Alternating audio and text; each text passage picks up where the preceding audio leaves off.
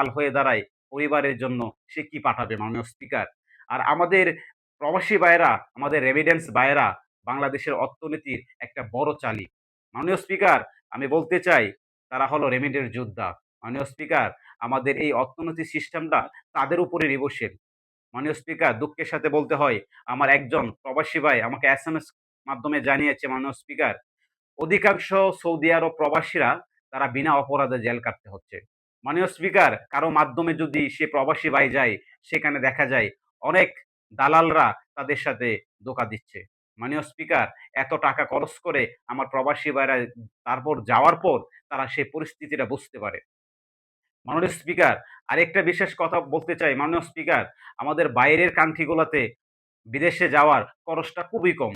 আর আমাদের বাংলাদেশে থেকে যখন কোনো প্রবাসী বাহিরে যাবে, তখন আমাদের এই খরচটা হয়ে যায় দ্বিগুণ। মাননীয় স্পিকার, আমাদের মাননীয় প্রধানমন্ত্রীকে অবশ্যই সেই বিষয়টা নিয়ে একটু লক্ষ্য করা প্রয়োজন। মাননীয় স্পিকার, আপনাকে অসংখ্য ধন্যবাদ আমাকে একটু সময় দেওয়ার জন্য। ধন্যবাদ মাননীয় সদস্য, অসংখ্য ধন্যবাদ।